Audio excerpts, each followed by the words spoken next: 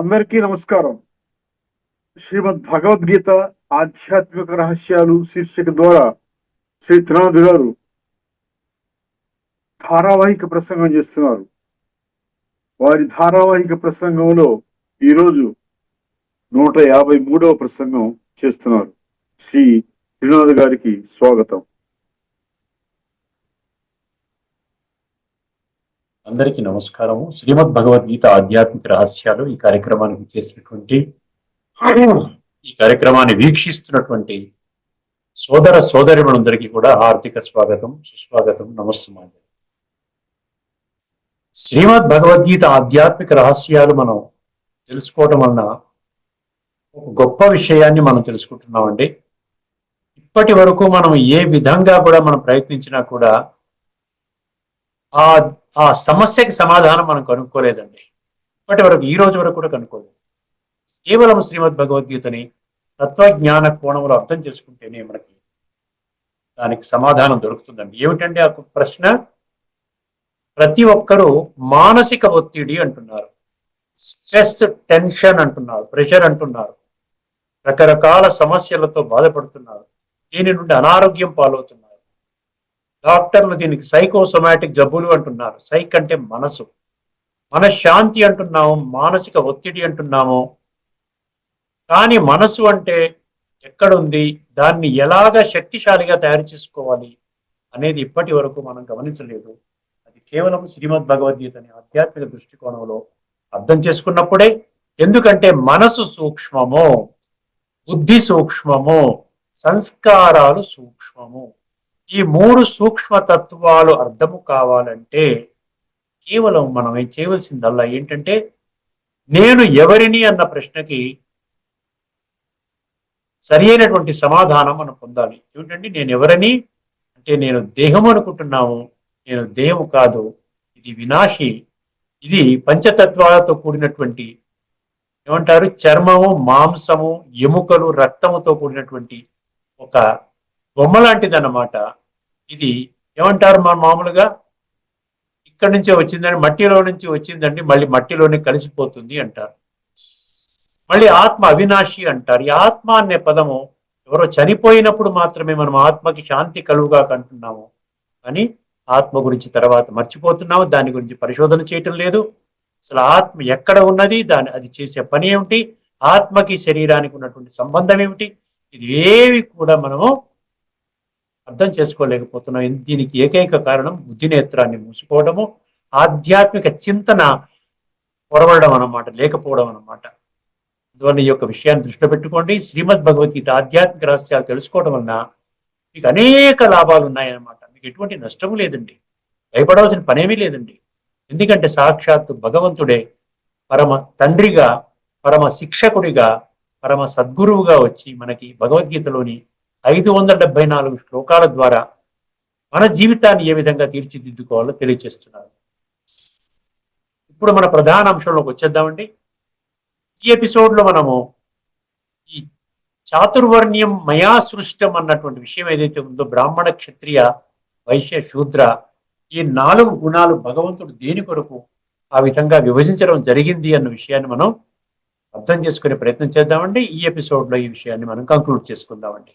తదుపరి ఎపిసోడ్లో మరొక కొత్త అంశాన్ని తీసుకుందాం. ముఖ్యంగా మనం 4 వర్ణాల్లో ఇప్పటి వరకు 4వ అధ్యాయంలోని 13వ శ్లోకం రాసుకున్నారు కదా.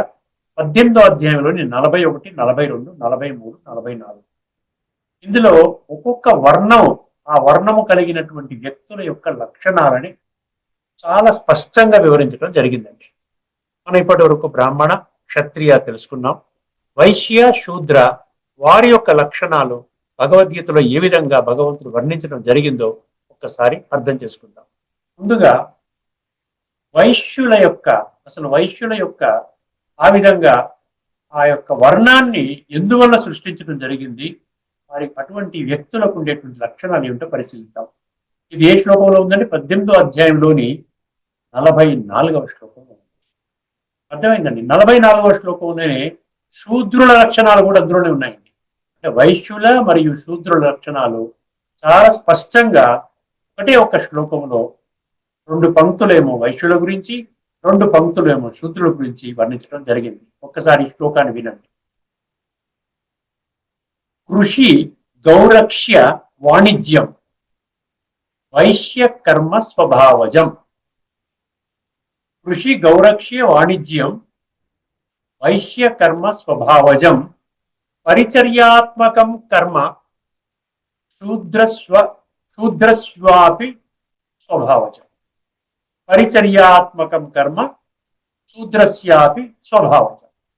ఇది శ్లోకం అండి. ఇందులో 2 శూద్రుడు అనే పదం వచ్చింది, వైశ్యుడు అనే పదం వచ్చింది. ఇక్కడ వైశ్యుడికి ఉండేటువంటి 3 లక్షణాలు చెప్పారు. వారు ఏం చేస్తారు వైశ్యుడు అంటే ఇన్కమ్ జనరేషన్ కర్తవ్యం చేస్తారంట. అంటే వెల్త్ క్రియేషన్ అన్నమాట. ఇప్పుడు ధన సంపాదన. అందుకనే వారు చేసేటువంటి కర్మలు 3 రకాలుగా ఉంటాయి. 3 కర్మలు ఆ విధంగా వైశ్యులు చేస్తారు అని ఇక్కడ వర్ణించడం జరిగింది. మామూలుగా మనం అర్థం చేసుకునే విధంలో మనం చూసినట్లయితే కృషి అంటే ఏమిటంటే, కృషి అంటే వ్యవసాయం. వ్యవసాయం అంటే అగ్రికల్చర్, అంటే ఫార్మింగ్ యాక్టివిటీ అన్నమాట. అంటే ఆ విధంగా పంటలు పండించడం, ఆ విధంగా దాన్ని సాగు చేసి ఆ విధంగా పంటని మళ్ళీ అమ్ముకొని ఆ విధంగా ధన సంపాదన చేసుకోవడం. అర్థమైందండి? అది కృషి అంటే అది. 2 ఏమన్నారు? గౌరక్ష్యం అన్నారు. గౌరక్ష్యం అంటే ఏంటి? గౌ అంటే గోవు, గోవు అంటే ఆవు. సో ఈ ఆవులని రక్షిస్తారు. 2వ విషయం కృషి గౌరక్ష్య. వాణిజ్యం. వాణిజ్యం అంటే ఏంటి? వ్యాపారం, కామర్స్, ట్రేడ్ అన్నమాట. అర్థమైందండి? వస్తువులు కొనుగోలు అమ్మకాలు జరిపి ఆ విధంగా. సో ఈ 3 కర్మలు చేసే వారిని వైశ్యుల కింద ఆ విధంగా వర్ణించడం జరిగింది. కృషి గౌరక్ష్య వాణిజ్యం. ఇప్పుడు శూద్రుల యొక్క లక్షణం ఒకటి చెప్పడం జరిగింది. ఒకే ఒక లక్షణం చెప్పారండి. పరిచర్యాత్మకం కర్మ అన్నారు. వారు చేసే కర్మ మామూలుగా మన భక్తి మార్గంలో అనుకున్న విధంగా వర్ణించినటువంటి విధానం ఒకసారి గమనిద్దాం. పరిచర్యాత్మకం అంటే ఏంటంటే వారు సేవ చేస్తారంట. ఎవరికి సేవ చేస్తారు? బ్రాహ్మణులు, క్షత్రియులు, వైశ్యులకు సేవ చేస్తారు. అంటే ఈ 3 కేటగిరీస్ లో ఉన్నటువంటి వాళ్ళకి సేవ చేసేటువంటి వాళ్ళు శూద్రులు అని ఆ విధంగా ముఖ్యంగా వారు సేవ చేస్తారు. దే రెండర్ సర్వీసెస్ అన్నమాట. అటువంటి ఆ విధంగా చేసేటువంటి వాళ్ళని శూద్రులు అని అన్నారు. ఇది మామూలుగా మనం అర్థం చేసుకున్న విషయం, ధార్మికంగా గ్రంథాల్లో రాసుకున్నటువంటి విషయం. ఇప్పుడు ఇది ఎంతవరకు కరెక్టు? ఆ విధంగా మనం గమనించినట్లయితే ఈ విధంగా ఏంటి వ్యాపారం అన్నారు అక్కడ, అదేవిధంగా కల్టివేషన్ అన్నారు, వ్యవసాయం యొక్క పనులు చేసేవాళ్ళని వైశ్యులు అన్నారు, అదేవిధంగా గోవులను సంరక్షించే వాళ్ళని కూడా వైశ్యులు అన్నారు, వ్యాపారం చేసేవాళ్ళని ట్రేడింగ్ చేసేవాళ్ళని అన్నారు. ఇప్పుడు మన మూల సూత్రం ఏంటి? భగవద్గీత భగవంతుడు ఏ లక్ష్యం ఆధారంగా చెప్పడం జరిగింది. భగవంతుడు ఏ యొక్క ఉద్దేశంతో ఈ భగవద్గీతని మనకి మానవాళికి అంకితం చేయడం జరిగింది, ఏ సందేశాన్ని భగవద్గీత ద్వారా భగవంతుడు ఇస్తున్నాడు. మనం పదే పదే చెప్పుకుంటున్నాము. మరియు ఇప్పుడు ఒకసారి మనం మళ్ళీ చెప్పుకోగలిగితే కేవలము స్వయాన్ని ఆత్మగా అర్థం చేసుకుని, ఎందుకంటే ఇప్పటి వరకు ద్వాపర యుగము నుండి కలియుగము అంతిమ సమయం వరకు మనుషులు ఆత్మ అనేటువంటి ఉనికిని మర్చిపోయారు. నేను ఒక ఆత్మశక్తిని, చైతన్య శక్తిని, జ్యోతిర్బిందు స్వరూపాన్ని, అంటే స్వయాన్ని మర్చిపోయారు. అర్థమైందండి? అందుకని ఏం చెప్తున్నాడు? స్వయం ఆత్మనైనా కేవలం ఆత్మజ్ఞానము, ఆధ్యాత్మిక జ్ఞానము, ఆ విధంగా అది అర్థం చేసుకోవడమే జ్ఞానం అని కూడా చాలా స్పష్టంగా 13వ అధ్యాయంలో 2వ శ్లోకంలో చెప్పడం జరిగింది. అంటే ఆధ్యాత్మిక జ్ఞానం అంటే మనం అనుకుంటున్నాం 3 విషయాలు స్పష్టంగా మనకు అర్థం కావాలి. నేను ఎవరిని? నేను ఒక ఆత్మస్వరూపాన్ని. అదేవిధంగా సర్వాత్మలు అంటే ఏంటి? విశ్వంలో ఉన్నటువంటి ప్రతి ఒక్క మనిషిలో కూడా ఆత్మ ఉంటుంది కాబట్టి, అంటే 850 కోట్ల మనుషులు అనుకుంటే 850 కోట్ల ఆత్మలు. విశ్వాత్మలందరికీ ఒకే ఒక తండ్రి పరమాత్మ. ఇది ఇంతకంటే ఇందులో ఏమీ లేదండి. చాలా ఖచ్చితంగా, చాలా స్పష్టంగా బద్దలు కొట్టినట్లు అంటారు చూసారా, నిర్ద్వంద్వముగా భగవంతుడు చెప్పడం జరిగింది. నేను ఒక్కరినే ప్రపంచంలో ఉన్నటువంటి మనుషులందరికీ కూడా నేను తండ్రిని. పితా అహమస్య జగత అన్నాడు. అదే విషయాన్ని అర్థం చేసుకున్న వాళ్ళు ఏమంటున్నారు? అర్థం చేసుకున్న వాళ్ళు అంగీకరించినటువంటి వాళ్ళని ఏమంటున్నాం? అర్జునుడు అంటున్నాం కదా. సో అర్జున వాచ 11:43 ఏమన్నాడు? పితాసి లోకస్య చరాచరస్య, చరాచర జగత్తుకి నీ ఒక్కడివే తండ్రివి అన్నాడు. సో ఈ తండ్రి బిడ్డల యొక్క కనెక్షన్ లో తండ్రి ఎప్పుడు కూడా బిడ్డల యొక్క ఔన్నత్యాన్ని కోరి ఆయన ఏదైనా చెప్పినా కూడా అది బిడ్డల యొక్క ఔన్నత్యం గురించే ఉంటుందండి. ఒకసారి మనం ఆ విషయాన్ని దృష్టిలో పెట్టుకొని ఈ విధముగా ఇక్కడ వైశ్యులు మరియు శూద్రులు ఈ యొక్క నిర్వచనం ఏదైతే ఉందో అది ఎంతవరకు మనము భావించిన విధముగా అది కరెక్టా కాదా ఒక్కసారి మనం గమనించగలిగితే ఇది చాలా సింపుల్ గా చెప్పారు కదా. కృషి గౌరక్ష్య వాణిజ్యం, ఇక్కడ ఏమన్నారు పరిచర్యాత్మకం అన్నారు. ఎంత స్పష్టంగా ఉంది కదా. ఇప్పుడు దాని నుండి మనం అర్థం చేసుకోవాల్సింది ఏంటి, ఇప్పుడు మనం ఎక్కడున్నాం ఒక్కసారి మనం ముందుకు వెళ్ళినట్లయితే మనం బ్రాహ్మణుల లక్షణాలు మనకున్నాయా ఈ రోజున, క్షత్రియుల లక్షణాలు మనకున్నాయా, వైశ్యుల లక్షణాలు మనకున్నాయా, శూద్రుల లక్షణాలు మనకున్నాయా? ఒక్కసారి అర్థం చేసుకుంటే ప్రతి ఒక్కరూ కూడా నేను దేహము అంటే ఐఆమ్ ద బాడీ కాన్షియస్నెస్ లోనే జీవితాంతము ఆ విధంగానే ఉన్నారండి. పూర్తిగా ఎక్కడా కూడా ఆత్మచింతన అనేది లేదు. ఆత్మ అనేది ఎక్కడ ఉంటుంది, ఆత్మకి శరీరానికి ఉన్న సంబంధం ఏమిటి అన్న విషయం ఎక్కడా కూడా లేదు. కేవలం ఎవరో చనిపోయినప్పుడు ఆత్మకి శాంతి కలుగుగాక 3 నిమిషాలు మనం మౌనం పాటిద్దామంటే అక్కడ వాడుకుంటున్నాం, తర్వాత మళ్ళీ మర్చిపోతున్నాం. ఇప్పుడు మనం అందరం కూడా అంటే ఏంటి, సమస్త మానవాళి దేహభ్రాంతిలోనే ఉన్నది. ఒక్కసారి మనం గమనించినట్లయితే బ్రాహ్మణుల లక్షణాలు ఉన్నాయా ఇప్పుడు ఉన్నటువంటి మనుషులకి? శమము దమము అన్నాడు. శమము అంటే ఏంటి, మనోనిగ్రహం. దమము అంటే ఏమిటి, ఇంద్రియ నిగ్రహం. అంటే మనసు నా కంట్రోల్లో ఉందా? నిజంగా మనసు కంట్రోల్లో ఉండి మనసుని చాలా పవిత్రంగా శక్తిశాలిగా చేసుకున్నట్లయితే ఈ రోజున ప్రపంచం ఎలా ఉండేదండి? అందరూ కూడా ఎలా ఉండేవారు? చక్కగా పరస్పరం ఒక కుటుంబం లాగా వసుదైవ కుటుంబకం అని అనుకుంటే కాదండి, సర్వమానవ సౌభ్రాతృత్వము అనుకుంటే కాదు, సర్వే జన సుఖినో భవంతు లోకా సమస్త సుఖినో భవంతు అనుకుంటే కాదండి. అంటే మనస్సు మనోనిగ్రహం లేదు, ఇంద్రియ నిగ్రహం అసలే లేదు. అర్థమైందండి? ఇంద్రియ నిగ్రహం లేదు కదా. కేవలం ఇంద్రియ భౌతిక వినాశి ఇంద్రియ సుఖాలని అనుభవం చేయడం కొరకే మన జీవితాన్ని ఆ విధంగా పణముగా పెట్టుకున్నాము. అర్థమైందండి? శమ దమ తపహ శౌచం. తపహ అంటే ఏంటి, మనం తీవ్రమైనటువంటి ఆ విధంగా మన చర్యలు ఏ విధంగా ఉండాలి, మనం చేసేటువంటిది ఆత్మని శుద్ధి చేసే విధంగా ఉండాలి. ఏదైనా చేయండి, ఫాస్టింగ్ అంటారు, లేకపోతే జాగరణ అంటారు, లేకపోతే మౌనం పాటిస్తారు, లేకపోతే ఎక్కడికో తీర్థయాత్రలకు వెళ్తారు, ఎన్నెన్నో చర్యలు మనం చేస్తున్నాం కదా. అది ఆత్మని శుద్ధి చేసే విధంగా ఉందా? అసలు ఆత్మజ్ఞానమే లేదు కదా. అందుకని శౌచం అంటే మనం ఏమనుకున్నాం, కేవలము శరీరం యొక్క శుద్ధి. అంటే కేవలం ఏంటంటే శరీరాన్ని మనం స్నానం ప్రతిరోజు 2 సార్లు 3 సార్లు చేస్తాం కదా, శరీరాన్ని శుద్ధి చేసుకోవడం వరకే శౌచం అన్నాం. అదే ఆ విధంగా చూసినట్లయితే ఇంకా ఏం చెప్పాడు, శమోమతమ తపశ్చౌచం శాంతిరార్జవమేవచ అన్నాడు. శాంతి అంటే ఏంటి, టాలరెన్స్ పవర్, సహన శక్తి ఉన్నదా ఈ రోజుల్లో మనుషులకి? ఎవరికి సహన శక్తి లేదు. సహన శక్తి ఉంటే ఆరోగ్యం బాగుంటుంది.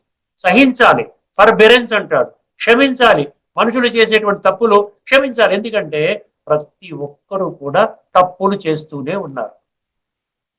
నేను ఎవరిని క్షమించనండి, నేను అందరి మీద అరుస్తాను, నా పని చెప్పినట్టు మీరు జరగకపోతే నేను ఎవరిని క్షమించను అంటే, అందుకనే చెప్తారు చూసారా, ఈ విధంగా ఒక వేలు చూపిస్తే నీవు ఎంత మారేవు, 4 వేళ్ళు నీ వైపు చూపిస్తున్నాయి, నీవెంత శుద్ధిగా ఉన్నావు, నీవెంత పవిత్రంగా ఉన్నావు, నీవెంత క్రమశిక్షణతో ఉన్నావు, నీవెంత మంచిగా ఉన్నావు.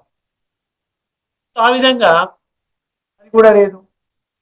తర్వాత జ్ఞానం విజ్ఞానం ఆస్తిక్యం అన్నాడు. జ్ఞానం విజ్ఞాన ఆస్తిక్యం ఉందా మనలో? జ్ఞానం అంటే ఏంటి, ఆత్మజ్ఞానం. జ్ఞానము అంటే ఆధ్యాత్మిక జ్ఞానం, స్పిరిచువల్ నాలెడ్జ్. భగవద్గీత 13:11, 13:2. అర్థమైందండి? క్షేత్రజ్ఞం చాపి మాం విద్ధి సర్వక్షేత్రేషు భారత క్షేత్రజ్ఞయో జ్ఞానం యత్తజ్ఞానం మతం మమ.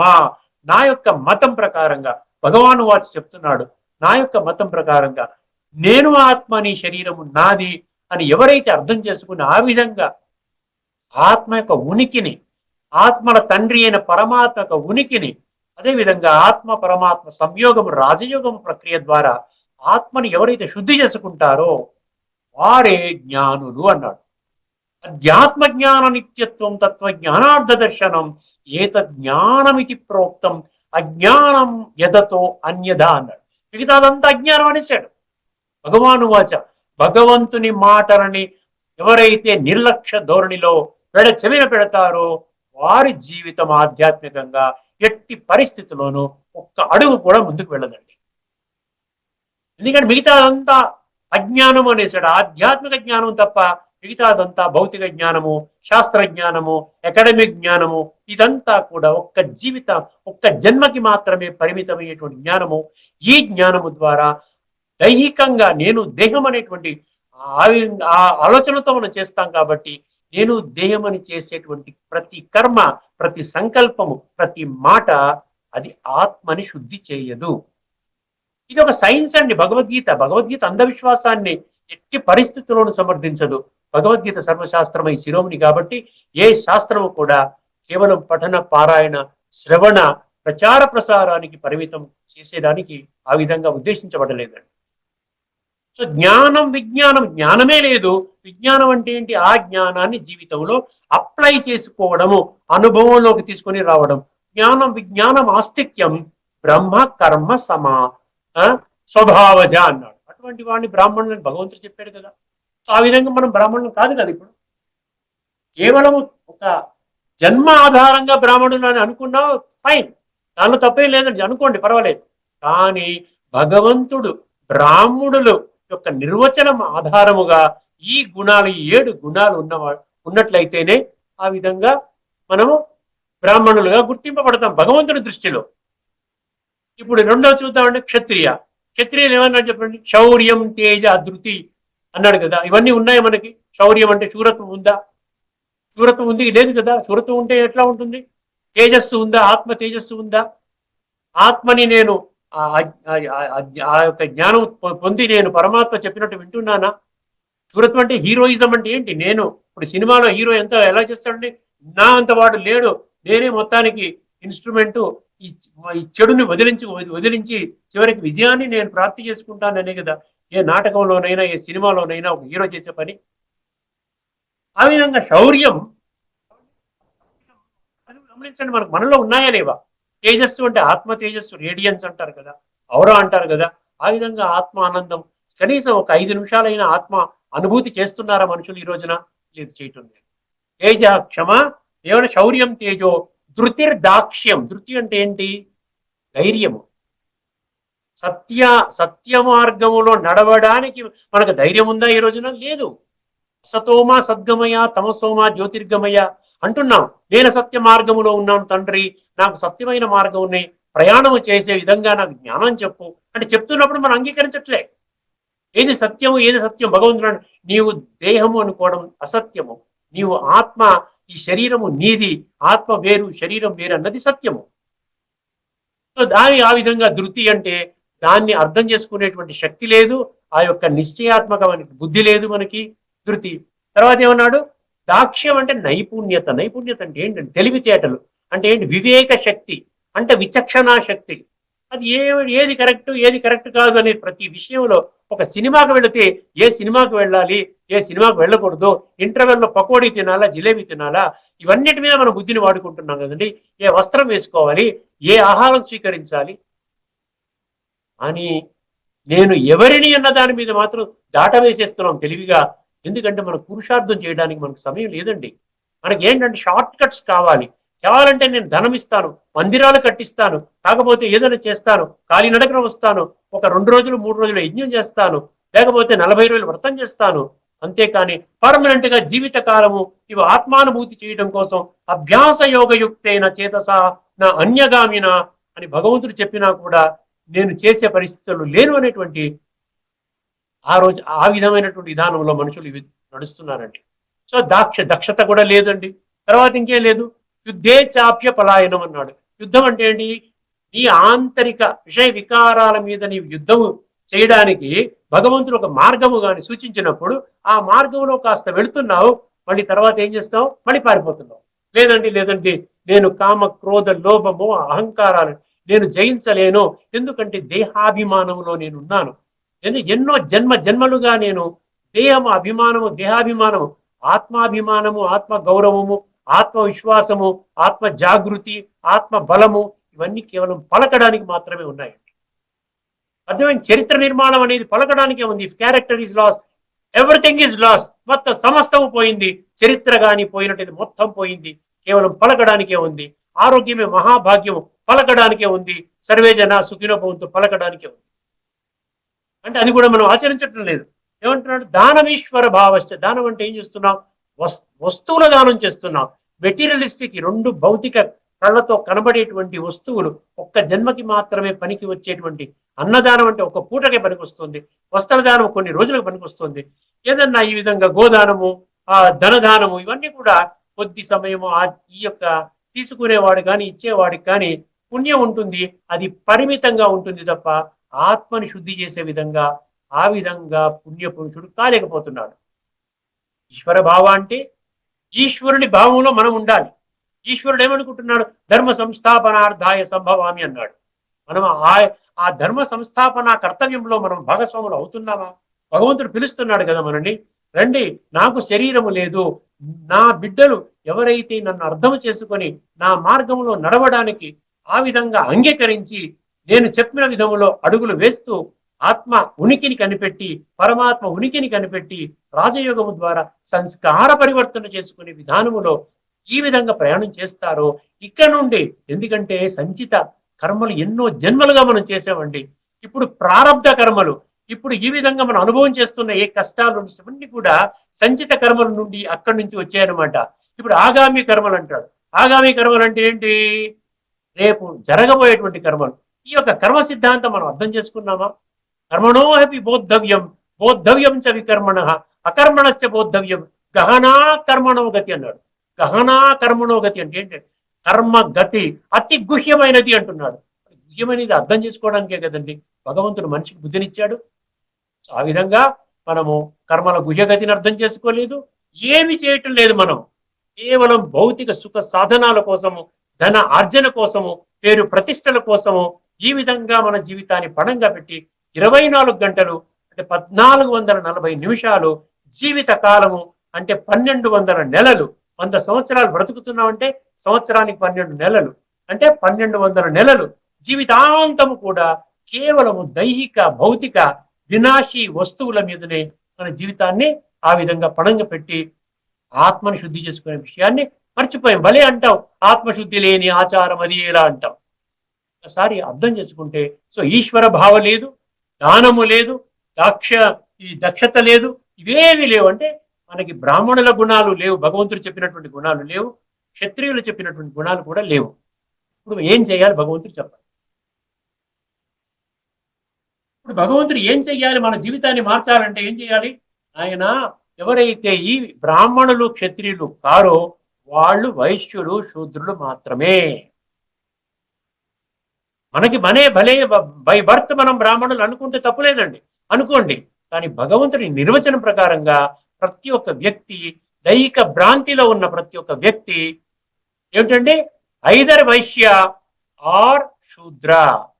చెప్పాలంటే 100% నేను దేహమని ఆ విధంగా స్వయాన్ని మర్చిపోయి ఆ విధంగా ఒక్క జన్మకి మాత్రమే పరిమితం కాబడేటువంటి కర్మలు చేసుకుంటూ ఆత్మని ఇంకా అశుద్ధి చేసుకుంటూ, ఏమండి మనం జన్మజ దక్క వినాశక అంటాం చూసారా? జన్మలుగా చేస్తున్నటువంటి ఈ పాపాలను ఇంకా వృద్ధి చేసుకుంటూ ఆ విధంగా శరీరాన్ని చాలించేటువంటి ఒక దుర్దశ నుంచి తప్పించడం కొరకు భగవంతుడు ఏం చెప్తున్నాడండి? ప్రతి ఒక్కరూ గమనించండి, ప్రతి ఒక్కరు కూడా ఈ రోజున శూద్రులు అంటున్నాడు. అక్కడ ఆధ్యాత్మికంగా శూద్ర అనే పదాన్ని మనం అర్థం చేసుకోవాలి. కానీ భౌతికంగా మనం ఏదైతే ఇప్పటి వరకు అర్థం చేసుకున్నామో ఆ భావన ఇక్కడ భగవంతుడు చెప్పడం లేదండి. శూద్ర అంటే దైహిక భ్రాంతి, ఆత్మజ్ఞానము లేనివాడు. ఇప్పుడు ఒక్కసారి మనం శూద్రుడి యొక్క లక్షణం చూడండి. పరిచర్యాత్మకం కర్మ అన్నాడు. పరిచర్యలు అంటే ఏంటంటే, ఇప్పుడు చూడండి భౌతికంగా మనం చూసినట్లయితే శూద్రులు అనబడేటువంటి వాళ్ళు ఏం చేస్తారు? అందరికీ సేవ చేస్తారు. వాళ్ళు సేవ చేయడానికే ఒప్పుకున్నారు. కాలువలు తుడుస్తారు, డ్రైన్స్ కాలువ చేస్తారు, రోడ్లు వేసే పనిలో ఉంటారు, లేబర్ క్లాస్ ఉంటారు, రిక్షాలు తొక్కుతారు, అన్ని ఏదైతే మనం అనుకుంటామో ఆ పనులన్నీ కూడా సార్ అన్ని కూడా వాళ్ళు చేస్తారు, ఇష్టపూర్వకంగా చేస్తారు. పరిచర్యాత్మకం అంటే ఒక హంబుల్ హ్యూమిలిటీ, వినయంగా చేస్తారు వాళ్ళు. అక్కడ దొరికేటువంటి డబ్బుతో వాళ్ళు జీవన విధానాన్ని పెడతారు. ఇప్పుడు ఆధ్యాత్మికంగా మనం అర్థం చేసుకోగలిగితే, ఇప్పుడు నాలో ఉన్నటువంటి శూద్రత్వాన్ని తొలగించుకొని నేను బ్రాహ్మణుడిగా పరివర్తన కావాలి. కాబట్టి నేనేం చెయ్యాలి? ఇక్కడ పరిచర్య అంటే భగవంతుని యొక్క కార్యక్రమాన్ని ముందుకు తీసుకుని వెళ్ళే విధంగా సేవ చెయ్యాలి. అప్పుడే శూద్రులు బ్రాహ్మణులుగా పరివర్తన చెందుతారు. దానికి మీకు అనువైనటువంటి సమయం ఏంటంటే కేవలం ఈ ఒక్క జన్మ మాత్రమే మీకున్నది. అందుకని భగవంతుడు ధర్మ సంస్థాపనా కర్తవ్యాన్ని సమర్థించే విధంగా మనం ఏం చేయాలి? మన కర్మలు చేసినట్లయితే అది భగవంతుడికి పరిచర్య అంటే సేవార్థంగా, అదే విధంగా సాటి మానవులకి కూడా మనం సేవ చేస్తున్నట్టుగా భక్తి మార్గంలో చెప్పినట్టుగా ప్రతి ఒక్కరిని గౌరవించాలి, ప్రతి ఒక్కరిని ఆత్మగా మనం భావించాలి, ప్రతి ఒక్కరికి కూడా ఆ విధంగా దైవత్వాన్ని మనం ప్రసాదించి ఆ విధంగా భగవంతుడి కార్యక్రమంలో ముందుకు వెళ్ళగలిగితేనే మనము శూద్రులుగా కాకుండా ఒక బ్రాహ్మణుల లక్షణం తీసుకొని ఈ శరీరాన్ని విడిచిపెట్టగలుగుతాం. ఇదన్నమాట పరిచర్యాత్మకం కర్మ శూద్రస్యాపి స్వభావజం అన్నాడు. ఇప్పుడు వైశ్యుల యొక్క ఆ మూడు విషయాలు తెలుసుకుందామండి ఒక్కసారి. కృషి, గౌరక్ష్యం, వాణిజ్యం. ఈ తెలుసుకున్నట్లయితే దీని యొక్క ఆధ్యాత్మిక రహస్యాలు మనం తెలుసుకున్నట్లయితే భగవంతుడు ఏ విషయాన్ని మనకు చెప్తున్నాడు? ఎందుకంటే స్థూలమైన విషయాలు భగవంతుడు చెప్పటం లేదండి. భగవంతుడు స్థూలమైన విషయాలను చెప్పటం లేదు. భగవంతుడు స్థూలమైన విషయాలు చెప్పటం లేదండి. స్థూలమైన విషయాల వల్ల ఇక్కడ గుర్తుపెట్టుకోండి, స్థూలమైన విషయాల వల్ల ఆత్మ సంస్కరించబడదు. ముందుగా మనం ఏం చేయాలి? ఈ మూడింటిని కూడా ఆధ్యాత్మిక దృష్టికోణంలో అర్థం చేసుకోవాలి. ఇక్కడ కృషి తీసుకుందాం మొదటిది. కృషి అంటే ఏంటి? కల్టివేషన్ అంటున్నారు, ఫార్మింగ్ యాక్టివిటీ అంటున్నారు. ఈ ఫార్మింగ్ యాక్టివిటీలో ఏం చేస్తాం మనం? యాక్చువల్గా విత్తనం వేస్తాం. ఇక్కడ కూడా ఏంటి? శ్రేష్ఠ కర్మ అనేటువంటి విత్తనం వెయ్యాలి. శ్రేష్ఠ కర్మలు. అదేవిధంగా కల్టివేషన్ అంటారు. మనం కూడా పిల్లలకు చెప్పినప్పుడు you should cultivate value based life అంటారు, యూ షుడ్ కల్టివేట్ వాల్యూస్ అంటారు. ఏమంటే విలువలను పెంపొందించుకునే విధానంగా ఉండాలి అంటారు. సో మంచిని కల్టివేట్ చేయండి. అదేవిధంగా ఇంకేం కల్టివేట్ చేయాలి? కల్టివేట్ చేయడం అంటే ఏంటి? భగవంతుని యొక్క స్మృతి చేసే విధంగా ఆ యొక్క అభ్యాసాన్ని కల్టివేట్ చేసుకోండి. అదేవిధంగా శ్రేష్ఠ కర్మలు చేసే విధానాన్ని కల్టివేట్ చేసుకోండి. అదేవిధంగా సర్వ మానవుల్ని కూడా భగవంతుని సంతానంగా అర్థం చేసుకునే ఆ విధానాన్ని కల్టివేట్ చేసుకోండి. ఇదండి ఆధ్యాత్మికంగా కృషి అంటే. అల్టిమేట్గా భగవంతుని యొక్క ఉద్దేశం ఏంటి ఇవన్నీ చెప్పడానికి? ఈ రోజు ఉన్నటువంటి వైశ్యులుగా శూద్రులుగా ముద్ర వేయబడినటువంటి వాళ్ళు డైరెక్ట్ గా బ్రాహ్మణులుగా ఆ విధంగా తయారవుతారనమాట భగవంతుని యొక్క ఈ ఆధ్యాత్మిక దృష్టికోణాన్ని అర్థం చేసుకోగలిగితే. సో కల్టివేటింగ్ అంటే ఏంటి? మంచి విత్తనం అంటే మంచి కర్మలు చేసుకోవాలి, నలుగురికి సహాయం చేసే పనులు చేయాలి. ధర్మ సంస్థాపనార్థాయ సంభవామి, ఆ భగవంతుని యొక్క ధర్మ సంస్థాపన కర్తవ్యాన్ని ముందుకు తీసుకుని వెళ్ళే కర్మలు చేయాలి. అందుకనే కల్టివేటింగ్ గుణాలు, భగవంతుని యొక్క స్మృతి, శ్రేష్ఠ కర్మలు, అందరినీ ఆదరించేటువంటి విధానము, ఈ విధంగా మనం క్షమించే గుణము, ఇవన్నీ గుణాలు ఆటోమేటిక్ గా ఇవి వచ్చేస్తాయి. విషయ వికారాలని విడిచిపెట్టే విధానాన్ని కూడా కల్టివేట్ చేసుకోవాలి. ఇప్పుడు ఒక్కసారి గౌరక్ష్యం చూద్దాం ఒకసారి. అదే విధంగా గౌరక్ష్యం అంటే గోవుని సమస్త జంతువులలోకి శ్రేష్టంగా భావిస్తామండి. ఎందుకు చెప్పండి ఒకసారి. గోవుకు ఉన్నటువంటి లక్షణాలు మీరు కొట్టండి, ఎక్కడైనా గూగుల్కి వెళ్ళి గూగుల్లో కానీ ఎక్కడైనా అడగండి గోవుకు ఉన్నటువంటి లక్షణాలు ఏంటి. బోల్డ్ లక్షణాలు వచ్చేస్తాయి. గోవు ఏం చేస్తుందండి? మనకి పాలిస్తుంది. తన బిడ్డలకి లేకుండా త్యాగం చేసి మనకిస్తోంది ఆ పాలు. ఈ పాలు నుంచి ఏమొస్తాయండి? పాలు నుంచి పెరుగు, పాలు నుంచి వెన్న, పాలు నుంచి నెయ్యి, పాలు నుంచి మజ్జిగ, పాలు నుంచి ఎన్నొస్తాయి. ఇవన్నీ నరిష్మెంట్ అనమాట. మనుషులకి నరిష్మెంట్ ఇచ్చేటువంటి కర్తవ్యం చేస్తోంది ఈ రోజున గోవు. గోవుకు ఉండేటువంటి సింప్లిసిటీ, హంబుల్ నేచర్, హింస అనేది ఎక్కడ ఉండదు, చాలా నేర్పరిగా ఉంటుంది. గోవుకు ఉండేటువంటి లక్షణాలన్నీ మనం గమనించినట్లయితే గోమాత అంటాం. అందుకనే చూసారా గోవుని గోమాత అంటాం. అంటే దేనిని అను, గోవుకుండే లక్షణాలు అద్భుతం అన్నమాట. సో ఆ విధంగా నీవు గోవుని రక్షించు అంటే అర్థం ఏమిటండి? గోవుని రక్షించు అంటే పవిత్రతని రక్షించు. గోవు అనేదాన్ని మనం ఆత్మగా మనం తీసుకోగలిగితే, ఎందుకంటే హైయెస్ట్ లెవెల్ అన్నమాట, దాన్ని మనం ఒక సాత్విక జంతువుగా మనం పోల్చవచ్చండి. 5వ అధ్యాయం 18వ శ్లోకంలో గోవు యొక్క రిఫరెన్స్ ఉంటుంది. గోవు యొక్క రిఫరెన్స్ ఇస్తాడండి. గోవు, ఏనుగు మరియు కుక్క, ఈ 3 జంతువుల రిఫరెన్స్ ఉంటుంది. 5వ అధ్యాయం 18వ శ్లోకం రాసుకోండి. విద్యా వినయ సంపన్నే బ్రాహ్మణే గవిహస్తిని శునిచైవ పాకేశ పండిత సమదర్శిన అని అక్కడ గోవు, ఏనుగు, కుక్క, కుక్క మాంసం తినేటువంటి చండాలుడు, ఈ అందరి పట్ల నీకు సమభావన ఉండాలి అని. అక్కడ కూడా ప్రప్రథమంగా ఏం తీసుకున్నాడని? గోవు తీసుకున్నాడు. అర్థమైందండి? సో గోవు అంటే నరిష్మెంట్, గోవు అంటే ఆత్మ యొక్క పవిత్రతని ఆ విధంగా పెంపొందించుకునేటువంటి లక్షణాలు. గోవు కూడా చూసారా, నాన్ వెజిటేరియన్ తీసుకోవద్దు, అది కూడా గడ్డి తిని పాలిస్తుంది అంటారు కదా. మనమేం మనిషి ఏం చేస్తారు, ఈ రోజున పాలు తాగి విషం కక్కుతున్నాడని ఏదో సామెత చెప్తారు కదా. ఒకసారి అర్థం చేసుకోండి, ఇది గోవు అంటే ఫిజికల్ గోవు కాదు. ఆ విధంగా ఫిజికల్ జ్ఞానము కానే కాదు భగవద్గీతను ఆధ్యాత్మిక జ్ఞానముగా మనం ఇప్పటికైనా గుర్తించాలి. సో గోవును రక్షించడం అంటే మనలో ఉన్నటువంటి ఆత్మని శుద్ధి చేసుకుని, ఆ ఆత్మ యొక్క శుద్ధిని మనం నిరంతరము ఈ శరీరాన్ని చాలించేంత వరకు కాపాడుకొని, ఆత్మని పరమాత్మతో సంలగ్నం చేసుకుని, ఆత్మలో ఉన్నటువంటి జన్మ జన్మలుగా పేరుకుపోయినటువంటి ఈ యొక్క కుళ్ళని మనం కడుక్కోవాలి. తర్వాత వాణిజ్యం అన్నాడు, 3వది. కృషి, గోరక్ష్యం, వాణిజ్యం, వైశ్యం, కర్మ, స్వభావజం. ఇది శ్లోకం. వాణిజ్యం అంటే ఏంటి? ట్రేడింగ్. అర్థం, ఇచ్చిపుచ్చుకునేటువంటి ఆ వ్యాపారం అన్నమాట. ఈ రోజున మనం ఏమి వ్యాపారం చెయ్యాలి? జ్ఞాన రత్నాల వ్యాపారం చెయ్యాలి. భగవంతుడు చెప్పినటువంటి సమూలంగా, ఎందుకంటే విశ్వములో ఉన్నటువంటి సమస్త మానవ జాతి నేను ఎవరిని అన్న సంగతి మర్చిపోయారండి. అందరూ కూడా దేహభ్రాంతిలోనే జీవితం గడుపుతున్నారు. దేహభ్రాంతిలో ఉన్నంత వరకు ప్రతి ఒక్క మనిషి గుర్తుపెట్టుకోండి, ఎవరికి కూడా సదాకాలంగా సుఖము కానీ, శాంతి కానీ, ఆనందము కానీ, సౌకర్యం కానీ, ఆరోగ్యం కానీ ఉండదు. గుర్తుపెట్టుకోండి. స్ట్రెస్, టెన్షన్ ఎందుకు వచ్చాయి? అక్కడి నుంచే వచ్చింది. అందుకని ఆత్మజ్ఞానాన్ని నాకు భగవంతుడు ప్రసాదించాడు. నేను ఏం చెయ్యాలి? జ్ఞానరత్నాల వ్యాపారం చేస్తాను, అందరికీ కూడా నేను జ్ఞానాన్ని అందిస్తాను. ఎందుకంటే భగవంతుడి నుంచి నేను పొందినటువంటి జ్ఞానము నా జీవితాన్ని, ఆ ఆధ్యాత్మిక జ్ఞానము ద్వారా నా జీవితాన్ని సలక్షణంగా చేసుకున్నాను. నా తోటి సోదరాత్మలందరికీ కూడా ఆ యొక్క జ్ఞానాన్ని నేను ఇవ్వాలి కదా. ఈ యొక్క వ్యాపారానికి నేను కనీసం కొంత సమయం కేటాయిస్తాను. భలే మీరు వ్యాపారం చెయ్యండి, ఉద్యోగం చెయ్యండి, ఏది ఆపనవసరం లేదండి. కేవలం ఒక సంకల్పం తీసుకొని ఈ యొక్క జ్ఞానాన్ని పరిపూర్ణంగా తెలుసుకొని ఈ యొక్క జ్ఞానరత్నాల వ్యాపారం చేయడమే ఇది వాణిజ్యము అంటున్నాడు భగవంతుడు. సో కృషి, గోరక్ష్య, వాణిజ్యం, వైశ్య కర్మ స్వభావజం, పరిచర్యాత్మకం కర్మ శూద్రస్యాపి స్వభావజం అన్నాడు.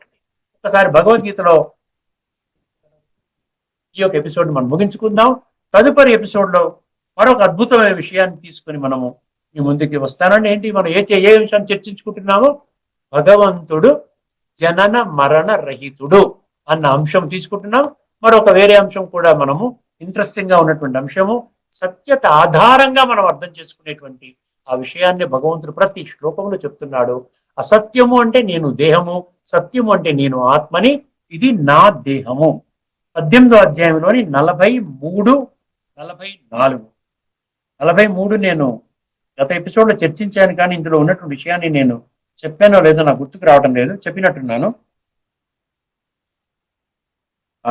ఇక్కడ శౌర్యము, తేజస్సు, ధైర్యము, దక్షత, యుద్ధమునందు వెన్ను చూపకుండుట, దానముల నిచ్చుట, స్వామి భావముతో ప్రజలను ధర్మపరాయణులుగా చేయుచు పరిపాలించుట మొదలగునవి అన్నీ క్షత్రియుల స్వాభావిక కర్మలు. ఇదన్నీ కూడా భౌతికంగా ఆ విధంగా ధార్మిక గ్రంథముగా భగవద్గీతని అర్థం చేసుకున్న వాళ్ళు రాశారనమాట. అదేవిధంగా కృషి, గౌరక్ష, వాణిజ్యం గురించి ఏం చెప్పాడు?